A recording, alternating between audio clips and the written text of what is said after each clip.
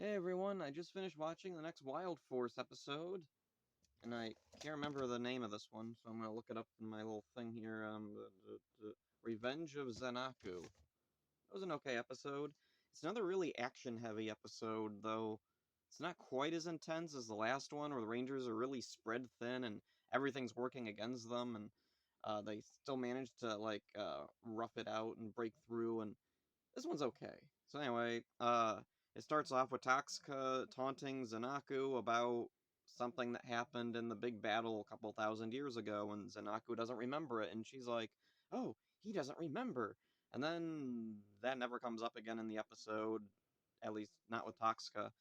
So anyway, the Rangers show up to fight Zen-Aku for their stolen Wild Zords. He calls his own Zords, forms the Pretazord, the Rangers form their Megazord, and then comes the cool thing, Zen-Aku reveals that he has gained control of the Elephant and Giraffe Zords, and now they're his own Dark Zords.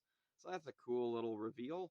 So the Rangers are shocked, and they're kind of afraid to fight him because they don't want to fight their former allies.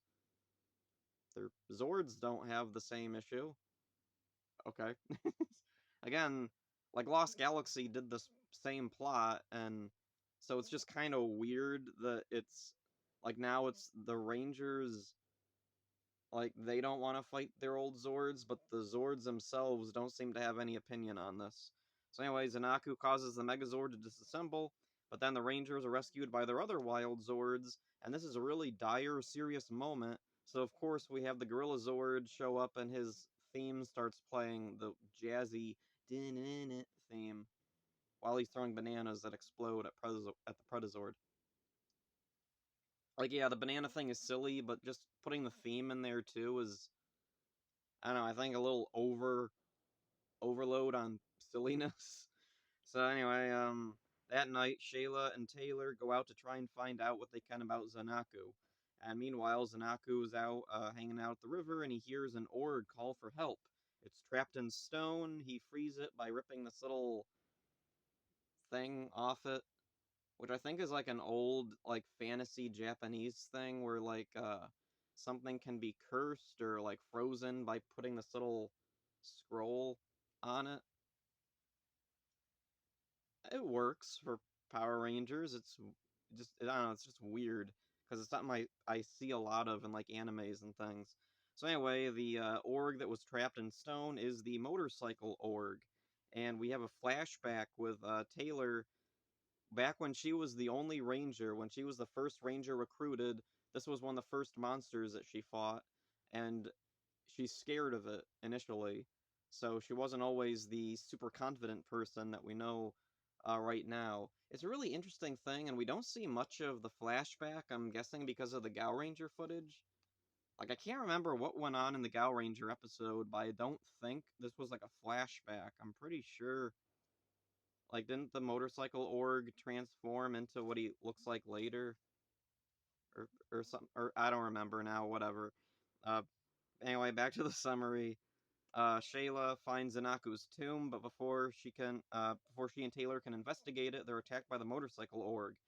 And let's see, while they're fighting with the motorcycle org, or well, while Taylor's fighting it, Zen-Aku kidnaps Shayla, and then motorcycle org just tags along with Zen-Aku. Okay. So then, let's see, Zen-Aku's holding Shayla in this warehouse. There's a lot of empty warehouses in Power Rangers. It's probably in the abandoned building district or something, whatever. He sees Shayla's necklace, and it triggers memories, but he can't really, like, sort them out. He knows that there's something important about it. He knows it connects to something, but he can't remember quite what. And then there's a scene where he's, like, overcome with pain, and he's holding his head, he falls down, and that never comes up again. Okay. So anyway, the Rangers take on the Org and Zen-Aku. Gindrax and Toxica show up, and then they decide they don't want to help, which is a really funny little bit where they're like, "Oh hey, should we help?" Nah, and they leave. And it's so weird to have that in there at all because that's their only appearance. Toxica only, like, her only other appearance is at the very beginning when she's making fun of Zen-Aku and being like, "Hey, remember what happened 1,000 years ago? Ha ha ha." And he's like, no. And she's like, "Oh, all right then." Then she leaves, and then they show up here and then they leave, and it reminds me of Beetleborgs. Even the way that they like teleport away reminds me of the effect in Beetleborgs when the Magnivores would uh, be like that, and then whoosh, the little flames would shoot up and they teleport away. It's really similar. And then I realized the reason why they put that scene in is because, let's see, a scene coming up in a little bit. Let's see. Looking through my notes here. Okay. So Zen-Aku is going to attack the Rangers, and then Shayla steps in to defend the Rangers, and that causes Zen-Aku to hesitate. And the Rangers take this moment to go defeat Motorcycle Org, and then Motorcycle Org is gone, and he doesn't grow.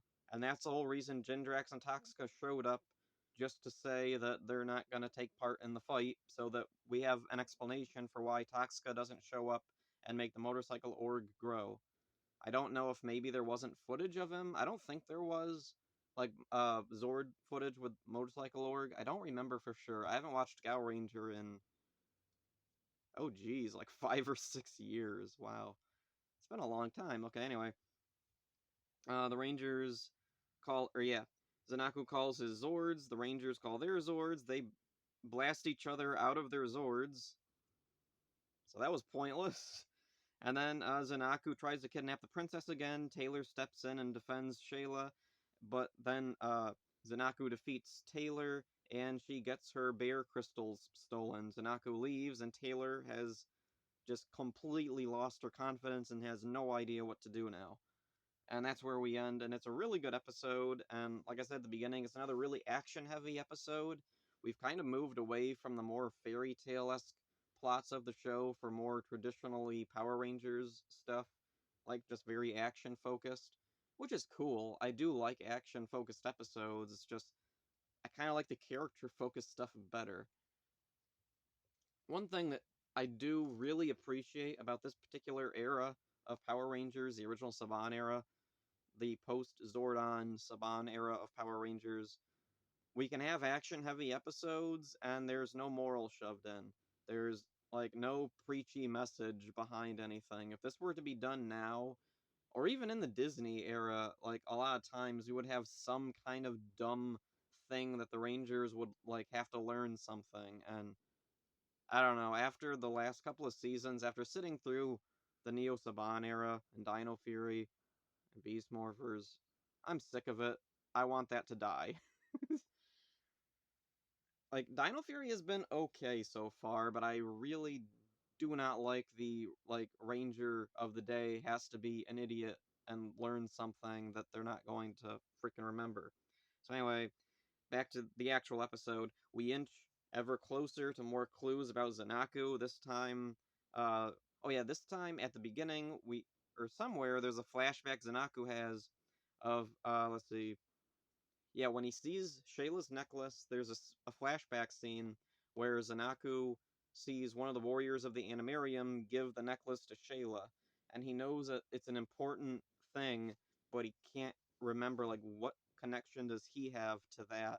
Why is it important? Why is the necklace important? What importance does Shayla have to him? And so he's starting to wonder more about, do I have a connection to these guys? I know they froze me in that, like, coffin thing, so what did I do? Why do I look the way I do? What importance does the necklace have? It's a really interesting thing going. Like, I would love to see an episode where we delve into Zen-Aku's mind and see how his mind works. Like, that would be such a cool episode. Like, and it wouldn't even have to be like that complicated. Just have like in Zen-Aku's memory, have him in like in a black void, and he sees like little like visions of like the warriors of the Animarium and Shayla in the past, and he sees the Wild Zords. Maybe we see flashes of a ranger that shows up later. It'd be cool. I know it doesn't happen because I've seen all of Wild Force before, but anyway, just thought that would be a cool thing. So then, Jindrax and Toxica's appearance is kind of silly because it's only there to explain why Motorcycle Org doesn't grow. The way it's in the episode, too, kind of feels like an editor was watching through the episode and was like, oh, hey, Toxica was at the beginning, and then the Motorcycle Org doesn't grow.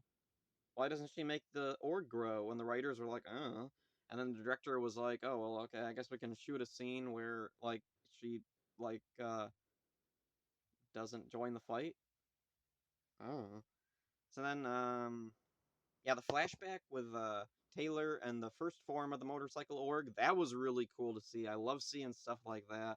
It reminded me a little bit of back in Mighty Morphin whenever like Rita would create a monster and Zordon would tell the Rangers or Alpha would tell the Rangers, "We fought this monster like 8,000 years ago on this other planet, blah blah blah." It's kind of like that. We don't really get stuff like that much after Mighty Morphin. After Mighty Morphin, the monsters are pretty much they're there right now, they never existed before, and that's that. We don't get any kind of flashbacks with the monsters past. I think maybe Mystic Force does that a few times, or SPD does that a few times. But other than that, we don't really get a whole lot of like background for the monsters, or yeah, like monsters really don't get backstory. Period. Also, it'd be really cool to see more flashbacks to before Cole joined the team or before other certain Rangers joined the team. I think one of the cool things in Wild Force that's really been unexplored is I'd like to see more of like how each Ranger joined the team. What was it like for each Ranger? Did Taylor go up and punch each of them to make them join? Like Cole? Anyway, that's all I have for this one. It was an okay episode. See ya.